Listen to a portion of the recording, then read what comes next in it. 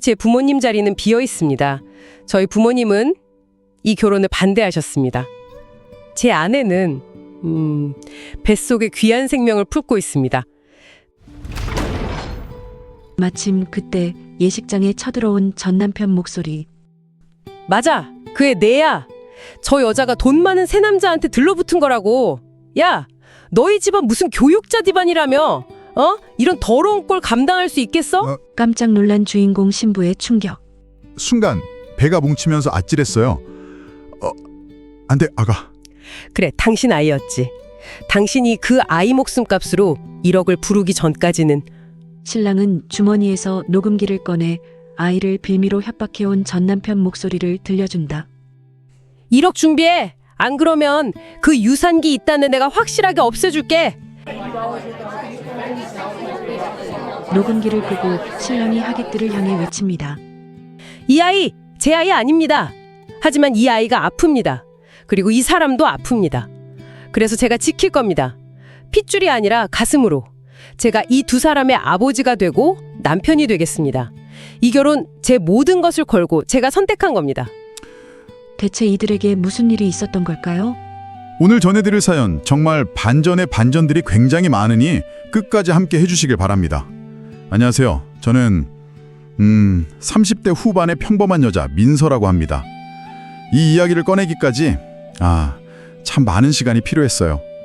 돌이켜보면 제 인생은 참 뭐랄까 파란만장했네요.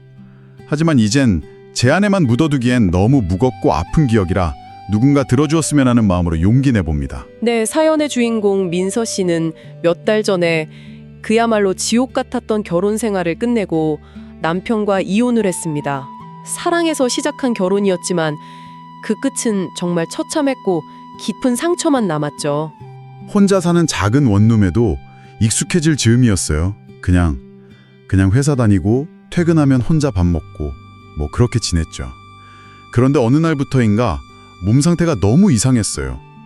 소화도 안 되고 자꾸 속이 울렁거리고 무엇보다 너무 피곤한 거예요. 처음엔 그냥 이사하고 새 직장 다니느라 스트레스 받아서 그런가 보다. 대수롭지 않게 넘겼죠. 근데 증상이 점점 심해져서 결국 근처 산부인과를 찾았어요. 그때까지만 해도 그냥 단순한 스트레스성 위염이나 그런 걸 줄 알았죠. 그런데 의사 선생님이 말해 저는 그대로 얼어붙었습니다. 임신 맞습니다. 벌써 6주 차예요. 그런데 산모님, 표정이 왜 그러세요? 이건 축하만 드릴 일이 아닙니다. 초음파상으로 아기집이 보이긴 하는데 상태가 많이 불안정해요. 스트레스 수치가 너무 높아서 그런지 지금 유산기가 심각해요. 당장 모든 일 중단하시고 절대 안정이 필요합니다. 약 처방해 드릴 테니 잘 챙겨 드시고 조금이라도 이상하면 바로 병원으로 오셔야 해요. 임신이요? 그것도 유산기요? 선생님 말씀이 귀에 들어오지 않았어요. 머릿속이 하얘지고 눈앞이 핑 돌았어요. 이혼한 지 겨우 몇 달 지났고 새로운 사람을 조심스럽게 만나고는 있었지만 이 시기에 아이는 분명 그 지옥 같던 전 남편의 아이였을 테니까요. 아니, 그 사람 아일 수밖에 없었어요. 어떻게 해야 할지 정말 아무 생각도 나지 않았어요. 기쁨보다는 두려움과 막막함이 먼저 밀려왔죠. 민서 씨는 정말 깊은 혼란에 빠졌습니다. 이미 법적으로 또 감정적으로 완전히 끝난 관계잖아요. 잊으려고 필사적으로 애쓴 기억들. 그런데 그 끔찍했던 시간의 흔적이 가장 연약하고 위태로운 모습으로 새로운 생명으로 자신의 몸 안에 자리 잡고 있었던 거죠. 게다가 아이는 건강하지도 않았고요. 그날 병원에서 나온 이후로 제 인생의 시계는 완전히 멈춰버린 것 같았어요. 아니, 어쩌면 기쁨도 슬픔도 아닌 그 끝없는 두려움 속에서 과거로 다시 거꾸로 돌아가기 시작했어요. 왜 하필 지금일까? 왜 그 사람의 아이일까? 그리고 이 아픈 아이를 나는 지킬 수 있을까? 이 위태로운 임신 소식만으로도 정말 가슴이 철렁 내려앉는데요. 민서 씨가 왜 그토록 전 남편과의 결혼 생활을 지옥이라 부르는지 그 이혼의 이유에 대해서 먼저 들어봐야 할 것 같습니다. 도대체 어떤 일이 있었던 걸까요? 그 사람과 저는 소개팅으로 만났습니다. 첫인상은 참 괜찮았어요. 과묵했지만 겸손해 보였고 작은 사업체를 운영한다고 했는데도 허세가 없었죠. 말수도 적고 뭔가 좀 조심스러워 보이는 모습에 오히려 믿음이 갔어요. 아, 이 사람은 적어도 나쁜 사람은 아니겠구나 싶었죠. 그렇게 3년간 연애했고 큰 다툼 없이 결혼하게 됐어요. 결혼 초반은 정말 평범했어요. 남들처럼 주말에 영화 보고 가끔 외식하고. 네, 그런데 그 평범함은 아주 천천히 하지만 확실하게 균열이 가기 시작합니다. 작은 제조업체를 운영하던 남편의 퇴근 시간은 눈에 띄게 늦어졌고요. 거의 매일 밤 집에 들어올 땐 술 냄새가 진동했죠. 처음엔 사업 때문에 바쁜가 보다, 뭐 힘든가 보다 했어요. 그래서 술 마시고 늦게 들어와도 군소리 없이 다음날 해장국 끓여주고 그랬죠. 그런데 어느 날 밤 새벽 2시쯤이었나? 자고 있는데 모르는 번호로 전화가 울렸어요. 잠결에 받았는데 낯선 여자의 목소리가 들렸죠. 김민서 씨 되시죠? 어디 술집 마담인데요. 남편분이 우리 가게 단골이신데 외상값이 벌써 500만 원이 넘었습니다. 더는 못 기다려드리니 남편분한테 좀 전해주세요. 내일까지 해결 안 되면 집으로 찾아갈 수밖에 없어요. 전화기 너머로 시끄러운 음악 소리랑 남자들 웃음소리가 들렸어요. 순간 머리를 한 대 맞은 것 같았죠. 믿을 수가 없었어요. 사업 때문에 힘들어 술 마시는 줄 알았던 남편이 술집에 외상까지 져가며 놀고 있었다니. 그것도 500만 원이나요? 그날 밤 날이 새도록 잠을 못 잤어요. 다음 날 아침 민서 씨는 밤새 끙끙 앓다 들어온 남편에게 전날 밤 걸려온 전화에 대해 따져 물었습니다. 하지만 돌아온 건 사과도 변명도 아닌 정말 경멸 어린 비웃음이었습니다. 아, 그거? 마담이 전화했어. 쪼잔하게 진짜. 야, 다른 마누라들은 남편이 룸살롱 다녀와도 다음날 아침에 말없이 해장국 끓여준다더라. 넌 왜 그렇게 촌스럽게 구냐?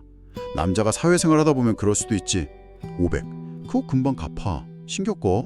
그 말에 그 순간 그동안 쌓아왔던 남편에 대한 모든 믿음과 정이 산산조각 났어요. 사회생활, 룸살롱, 외상값. 저한테는 너무나 낯설고 충격적인 단어들이었어요. 그 후로 남편의 민낯은 더욱 노골적으로 드러났어요. 밤늦게 술 취해 들어오는 건 일상이 됐고 여기저기서 돈 문제로 전화가 걸려왔죠. 알고 보니 도박에도 손을 대고 있었어요. 사업 자금까지 끌어다 쓴 모양이더라고요. 그것도 모자라 여러 여성과 외도를 하고 다니는 정황도 포착됐어요. 그리고 가장 끔찍했던 건 술에 취해 저에게 손찌검을 하기 시작했다는 거예요. 정말 견딜 수 없었던 민서 씨는 결국 남편 몰래 그의 모든 불법 행위와 외도 증거를 차곡차곡 모으기 시작했습니다. 통화 녹음, 카드 내역, 심지어 불륜 상대와의 메신저 대화까지. 그리고 모든 증거를 확보한 어느 날 이혼 서류를 그의 앞에 내밀었죠. 도장 찍어. 당신이 저지른 짓거리들 증거 다 가지고 있어. 곱게 이혼 안 해주면 소송 가서 당신 사업이고 뭐고 다 끝장낼 거야. 당신 집안에도 다 알릴 거고. 어떤 망신당하고 싶은지 선택해. 그제야 사태 파악이 된 남편은 순순히 이혼에 합의할 수밖에 없었습니다. 그렇게 저는 지옥 같던 결혼 생활을 끝냈습니다. 위자료고 뭐고 아무것도 받지 않았어요. 그냥 그 인간에게서 최대한 빨리 벗어나고 싶었을 뿐이에요. 뒤도 안 돌아보고 나왔죠. 그리고 모든 걸 잊고 새로 시작하고 싶어서 아무 연고도 없는 낯선 동네로 이사했고 마침 그 지역에 새로 생긴 대형마트에서 계산원을 구한다기에 일단 뭐라도 해야겠다 싶어 지원해서 일을 시작했어요. 그냥 조용히 아무 일 없이 살고 싶었어요. 네, 이별의 깊은 상처를 안고 새로운 삶을 시작하려던 민서 씨. 하지만 그 평온함은 오래가지 않았습니다. 그녀의 삶을 다시 한번 송두리째 흔들어 놓을 또 다른 인연이 기다리고 있었기 때문입니다. 그곳에서 정말 운명처럼 한 남자를 만나게 되죠. 마트 계산원으로 일하게 된 첫날이었어요. 명절 대목이라 손님은 쏟아지고 포스기 다루는 건 서툴고 정말 정신이 하나도 없었죠. 그때 누군가가 제 어깨를 톡톡 치며 다가와 부드럽게 말했어요. 오늘 처음 오셨어요? 많이 힘드시죠? 제가 이마트 지점장입니다. 여기 시스템이 좀 복잡해서 처음엔 다들 어려워하세요. 혹시 일하다 어려운 점 있으면 언제든 저나 다른 직원들에게 편하게 말씀 주세요. 너무 부담 갖지 마시고요. 그 사람, 지점장이라는 직함과 달리 말투가 참 따뜻했어요. 권위적이거나 딱딱한 느낌이 전혀 없었죠. 얼떨결에 감사하다고 인사했는데 그 후로도 종종 제가 일하는 계산대 근처를 지나며 괜찮냐고 물어봐 주곤 했어요. 나중에 동료 직원들한테 들어서 알게 되었는데 그는 이 지역에서 꽤 명망 높은 교육자 집안의 장남이었어요. 아버지는 대학교 총장까지 지내셨고 어머니는 고등학교 교장 선생님이셨다고. 본인도 좋은 대학 나와서 대기업 다니다가 뭐 무슨 사연인지는 몰라도 여기 마트 지점장으로 오게 됐다고 하더라고요. 습니다. 서로에게 약간 비슷한 상처가 있다는 것을 알게 된 두 사람은 자연스럽게 가까워지기 시작했습니다. 퇴근 후로 가끔 커피를 마시거나 저녁을 함께하며 서로의 이야기를 나누었죠. 그 사람도 아픔이 있었다는 걸 알게 된 날, 저도 모르게 제 이혼 이야기를 꺼냈어요. 누구에게도 쉽게 말하지 못했던 이야기였는데 그 사람 앞에서는 이상하게 술술 나오더라고요. 제 얘기를 가만히 들어주던 그가 그러더군요. 많이 힘드셨겠네요. 그래도 잘 버텨오셨어요, 민서 씨. 그 말에 저도 모르게 울컥했어요. 처음으로 누군가 저를 온전히 이해해주고 위로해주는 것 같아서요. 그 후로 우리는 급속도로 가까워졌고 어느 날 그가 제게 조심스럽게 마음을 고백했어요. 저 사실 누굴 다시 마음에 담게 될 줄은 몰랐습니다. 아내를 떠나보내고 오랫동안 힘들었거든요. 그런데 요즘 이상하게 자꾸 민설 씨 생각만 납니다.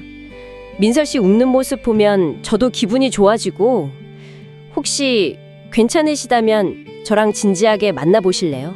처음엔 망설였죠. 이혼한 지 얼마 되지 않은 제 처지도 그렇고 명망 있는 교육자 집안이라는 그의 배경도 솔직히 부담됐어요.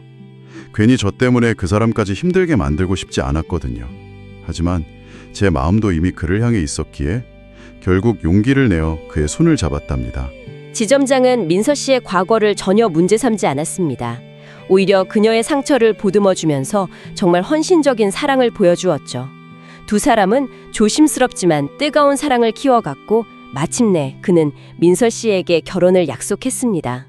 양가 부모님께 인사드리고 결혼 준비를 시작했죠. 정말 꿈만 같았어요. 제 인생에도 다시 봄날이 오는구나 싶었죠. 그런데 결혼 준비가 한창이던 어느 날 정말 예상치 못한 일이 터졌습니다. 바로 제가 임신을 한 겁니다. 그것도 유산기까지 있는 위태로운 아기를요. 그리고 그 아이는 그의 아이가 아니었습니다. 지옥 같던 전 남편의 아이였죠. 하늘이 무너지는 것 같았어요. 결혼을 앞둔 그에게 이 사실을 어떻게 말해야 할지 눈앞이 캄캄했습니다. 네, 결혼 준비가 한창이던 그때 민서 씨는 인생 최대의 딜레마에 빠졌습니다. 사랑하는 남자에게 차마 털어놓을 수 없는 비밀. 아이를 낳기로 결심한 이상 이 결혼은 포기해야 한다고 생각했죠. 며칠 밤낮을 고민하던 그녀는 결국 그에게 모든 사실을 털어놓기로 결심합니다. 오빠, 잠깐 얘기 좀 할 수 있을까? 중요한 얘긴데. 어디서부터 어떻게 말해야 할지 모르겠어. 무슨 일인데 그렇게 심각해? 얼굴이 안 좋아? 어디 아파? 오빠, 나 임신했어. 근데 그 아이, 오빠 아이가 아니야. 이혼하기 직전에 그때 생긴 아이인가 봐. 그리고 의사 선생님이 유산기가 심각하대. 절대 안정이 필요하대. 미안해 오빠. 정말 미안해. 나 이 결혼 못할 것 같아. 오빠 집안이나 오빠한테 이런 짐 지우고 싶지 않아. 우리 그냥 없던 일로. 잠시 침묵 후 민서의 손을 잡으며 단호히 민서야, 정신 차려. 지금 그게 무슨 소리야? 아이가 누구 아이인지는 하나도 중요하지 않아. 지금 제일 중요한 건 당신과 뱃속 아이의 건강이야. 다른 생각하지 마. 내가 지킬게. 당신도 그 아이도. 무슨 일이 있어도 내가 다 지킬 거야. 그러니까 당신은 아이만 생각해. 알았지? 저는 그의 반응에 정말 눈물을 멈출 수가 없었습니다. 원망하거나 떠날 줄 알았는데 그는 조금의 망설임도 없이 저와 아이를 지키겠다고 말해주었어요. 그는 저를 진정시킨 뒤 그 자리에서 바로 자신의 부모님께 전화를 걸었습니다. 어머니, 저 드릴 말씀이 있습니다. 중요한 일이라 직접 찾아뵙고 말씀드려야 하는데 상황이 급해서요. 제가 결혼할 여자 민서 씨 아이를 가졌습니다. 아니요, 제 아이가 아닙니다. 이혼 전에 생긴 아이인 것 같습니다. 네, 알고 있습니다. 하지만 어머니, 저는 이 결혼 포기할 수 없습니다. 제 결정입니다. 너 지금 제정신이야? 이 애비랑 내가 그 이혼한 여자 만나는 것도 눈 감아주고 겨우 참았는데 이제 하다 남의 애까지 딸린 여자를 드리겠다고? 우리 집안 망신시킬 일 있어? 네 아버지 얼굴에 똥칠할 셈이야? 이 결혼 절대 허락 못한다. 당장 그 여자랑 헤어져. 죄송합니다, 어머니. 하지만 전 민서 씨 그리고 이 아이 포기 못합니다. 제가 선택한 사람이고 제 책임입니다. 결혼식은 예정대로 진행하겠습니다. 이해해 주시길 바라지 않겠습니다. 하지만 제 진심을 언젠가는 알아주셨으면 합니다. 시댁의 완고한 반대. 그것만으로도 가슴이 무너져 내렸는데 설상가상으로 어떻게 알았는지 전 남편에게서 연락이 왔습니다. 제 번호는 어떻게 알았는지 모르겠어요. 그의 목소리는 정말 악마처럼 느껴졌습니다. 전 남편 목소리 연기 비열하게 비웃으며 야, 김민서 오랜만이네. 아주 좋은데 시집 간다며? 그것도 명망 높은 교육자 집안 장남한테 축하한다 야. 근데 네 뱃속에 있는 거 내 애 맞지? 시기상 딱 맞네. 잘 됐네. 그 귀한 집안에 내 씨를 퍼뜨리게 됐으니 자, 그럼 본론으로 들어가지? 1억 준비해. 내일까지. 안 그러면 그 유산기 있다는 네 스트레스로 내가 확실하게 없애줄 수 있어. 결혼식 날 찾아가서 네 과거랑 네 뱃속의 정체 하객들 앞에서 다 까발릴 거니까 네 새신랑 집안이 어떤 꼴 당할지 기대되지 않냐? 저는 그 말을 듣고 그 자리에 주저앉아 버렸습니다. 온몸에 피가 차갑게 식는 것 같았어요. 절망적이었습니다. 시댁의 냉대, 전 남편의 잔인한 협박, 그리고 언제 잘못될지 모르는 뱃속의 아픈 아이. 사방이 꽉 막힌 벽 같았어요. 숨을 쉴 수가 없었어요. 하지만 그때 그 사람이 제 손을 다시 한번 굳게 잡아주었습니다. 지점장 목소리 연기 흔들림 없이 걱정 마, 민서야. 내가 있잖아. 결혼식 예정대로 그대로 진행합니다. 그 인간이 무슨 짓을 하든 내가 당신하고 우리 아기 다 막아낼게. 나만 믿어. 결혼식 당일 의사는 절대 안정이 필요하다고 했지만 저는 하얀 웨딩드레스를 입고 버진 로드 앞에 서 있었습니다. 화려한 예식장 한편에 저를 차갑게 외면한 시부모님의 자리는 텅 비어 있었죠.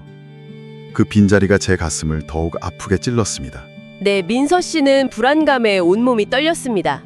언제 식장에 나타나 모든 것을 망쳐버릴지 모르는 전 남편의 협박 때문이었죠. 하객들의 축복 속에서도 그녀는 불안한 눈빛으로 예식장 입구만 쳐다보고 있었습니다. 그런데 그때 신랑 입잔을 앞두고 있던 제 남편 될 사람이 갑자기 사회자가 들고 있던 마이크를 건네봤더니 하객들 앞으로 성큼성큼 걸어갔습니다. 사회자도 당황하고 저도 눈이 동그래졌어요. 지금 뭘 하려는 거지? 안녕하십니까? 오늘 저와 민서의 결혼식에 와주신 모든 분들께 감사드립니다. 보시다시피 제 부모님 자리는 비어 있습니다. 저희 부모님은 이 결혼을 반대하셨습니다. 예식장이 순식간에 술렁이기 시작했어요. 웅성거리는 소리가 점점 커졌죠. 남편은 저를 한번 돌아보고는 다시 하객들을 향해 말을 이었습니다. 그의 눈빛은 흔들림이 없었어요. 제 아내는 뱃속에 귀한 생명을 품고 있습니다. 그리고 그 아이는 제 친자가 아닙니다. 사람들의 표정이 싸늘하게 굳어지는 게 느껴졌어요. 수군거림이 더 커졌죠. 바로 그때 예상했던 대로 예식장 문이 거칠게 열리며 그 인간이 악을 쓰며 소리쳤습니다. 맞아. 그애 내 애야. 저 여자가 임신한 거 숨기고 돈 많은 새 남자한테 들라붙은 거라고. 야, 너희 집안 대단한 교육자 집안이라며. 저런 과거 더럽고 남의 애까지 뵌 여자를 며느리로 들일 수 있겠어? 이 결혼 사기야! 순간 배가 딱딱하게 뭉치면서 아찔했어요. 식은땀이 흘렀죠. 안 돼, 아가. 제발.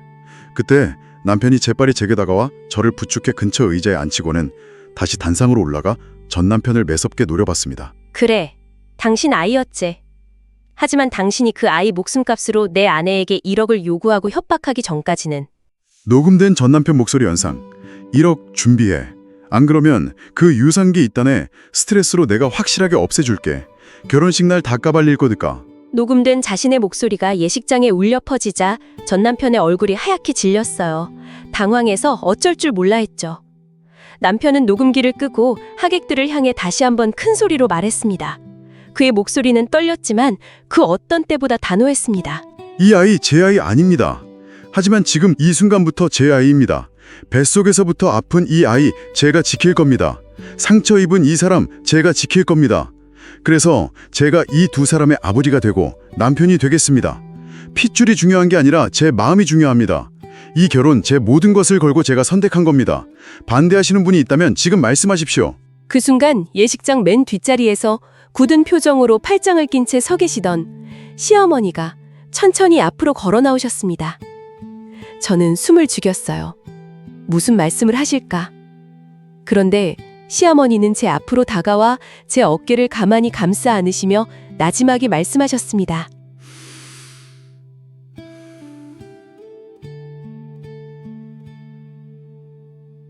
내가 저놈 고집을 평생 못 꺾었지. 아가, 표정이 안 좋다. 밥은 잘 챙겨 먹고 다니는 거니? 얼굴이 반쪽이네. 이제 혼자 몸 아니니 잘 먹어야 한다. 애기 생각해야지. 그 말에 그동안 억지로 참고 있던 모든 눈물이 폭포수처럼 터져 나왔습니다. 시어머니는 말없이 제 등을 토닥여 주셨어요. 그 따뜻함에 저는 다시 한번 용기를 얻었습니다. 소란을 피우던 전 남편은 결국 사람들에게 끌려 예식장에서 쫓겨났고, 그렇게 우여곡절 끝에 저의 새로운 가족이 탄생했습니다. 정말 파란만장했던 결혼식이 끝나고 2달쯤 지났을 무렵이었습니다. 민서 씨는 남편과 시부모님의 따뜻한 보살핌 속에서 임신 중 안정을 되찾아가고 있었죠. 시어머니는 특히나 민서 씨와 뱃속 아이를 극진히 챙기셨다고 합니다. 하지만 그 지긋지긋한 악연은 아직 끝나지 않았습니다. 그 인간은 포기를 몰랐던 거죠. 어느 날 저녁이었어요. 남편 퇴근 시간에 맞춰 저녁을 준비하고 있는데 초인종이 울렸어요. 남편인가 싶어 현관문을 열었더니 문 앞에는 술에 잔뜩 취한 전 남편이 비틀거리며 서 있었죠. 섬뜩했어요. 어이, 지점장 사모님. 나야 나. 네 전 남편. 야, 집 좋네. 역시 돈 많은 남자 만나니 이런 데서 사는구나. 그 지점장 양반 아직 퇴근 안 했나 보네. 근데 말이야, 내가 그 결혼식 날 개 망신당한 거 생각하면 아직도 잠이 안 와. 그 값은 받아야 하지 않겠냐. 네가 내 애 키워주는 값도 좀 쳐줘야 할 거고. 안 그래? 이 동네 사람들, 마트 사람들은 다 아나? 네 뱃속에 아빠가 누군지.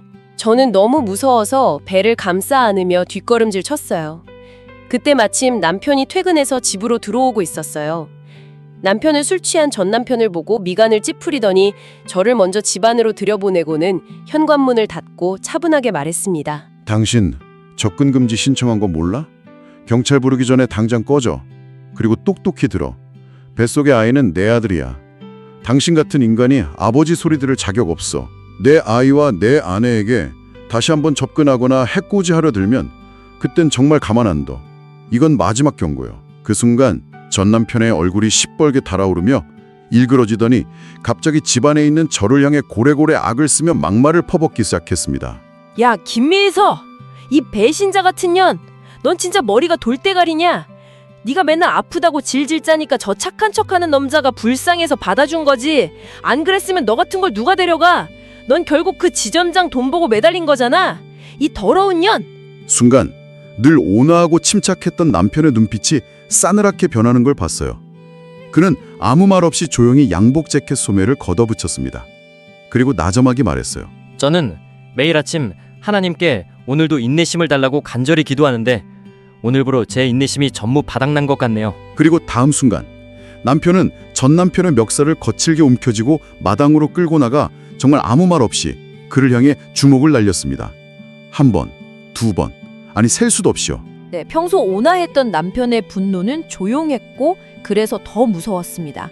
남편의 매서운 주먹질에 전 남편은 변변한 저항 한번 못하고 피투성이라 되어 땅바닥에 나가 떨어져 버렸죠. 그 인간은 바닥에 엎드린 채로 잘못했다고 빌면서 치료비라도 달라고 애원했지만 남편은 지갑에서 현금 몇 장을 꺼내 그의 얼굴에 던졌습니다. 이 돈 먹고 당장 꺼져. 그리고 다시는 내 눈앞에, 내 가족 앞에 나타나지 마. 다음번에 또 나타나면 그땐 정말 네 뼈도 못 추리게 될 줄 알아. 명심해. 그 후 거짓말처럼 전 남편은 제 인생에서 완전히 사라졌습니다. 연락 한 통, 그림자 하나 보이지 않았죠. 정말 지긋지긋했던 악연이 끝난 것 같았어요. 그리고 그렇게 몇 달이 더 흘렀을 때 민서 씨 부부에게 한 통의 연락이 왔습니다. 지역 경찰서에서 걸려온 전화였습니다. 경찰관이 조심스럽게 말했어요. 전 남편이 며칠 전 공원 벤치에서 술에 취해 잠들었다가 저체온증으로 그대로 객사한 채 발견되었다고. 신원 조회를 해보니 가족이나 연락할 만한 사람이 아무도 없어서 법적 이혼 관계였던 저에게 연락을 했다고 하더군요. 시신을 인수할 의향이 있는지, 장례를 치를 사람이 있는지 뭐 그런 걸 물었습니다. 민서 씨는 수화기를 들고 잠시 침묵했지만 이내 조용하지만 단호하게 말했습니다. 저는 그 사람과 이제 아무런 법적, 정서적 관련이 없습니다. 시신 인수할 의향 없습니다. 무연고자로 처리해 주세요. 그리고 죄송하지만 저는 다시는 그 사람 이름조차 듣고 싶지 않습니다. 앞으로 이 일로 저에게 다시 연락하지 말아 주십시오. 네, 감사합니다. 그렇게 제 인생을 오랫동안 짓눌렀던 길고 어두운 그림자는 완전히 사라졌습니다. 시간이 흘러 저는 다행히 건강하게 아들을 무사히 출산했고 몇 년 뒤에는 그이와 저를 쏙 빼닮은 예쁜 딸까지 낳아 지금은 온전한 내 식구로 행복하게 살고 있어요. 처음엔 저를 그렇게 반대하셨던 시어머니는 지금은 저보다 제 아이들을 더 챙기시고 예뻐하신답니다. 가끔 남편은 그때 결혼식장에서 그리고 집 앞에서 있었던 일을 떠올리며 멋쩍게 웃곤 해요. 자기가 그렇게 용감했는지 몰랐다고. 오늘 민서 씨의 사연을 들으면서 정말 사랑은 때로 가장 깊은 고통 속에서도 싹을 틔울 수 있다는 것을 느꼈습니다. 그리고 진정한 사랑과 용기는 어떤 시련 앞에서도 결코 꺾이지 않는다는 것도요. 핏줄이 아니라 가슴으로 맺어준 가족의 의미에 대해서도 다시 한번 생각해 보게 됩니다. 네, 맞아요. 지금 이 순간에도 과거의 상처나 현재 어려움 속에서 힘겨워하고 계신 분들이 계시다면 민서 씨의 이야기를 통해 작은 위로와 용기를 얻으셨으면 좋겠습니다.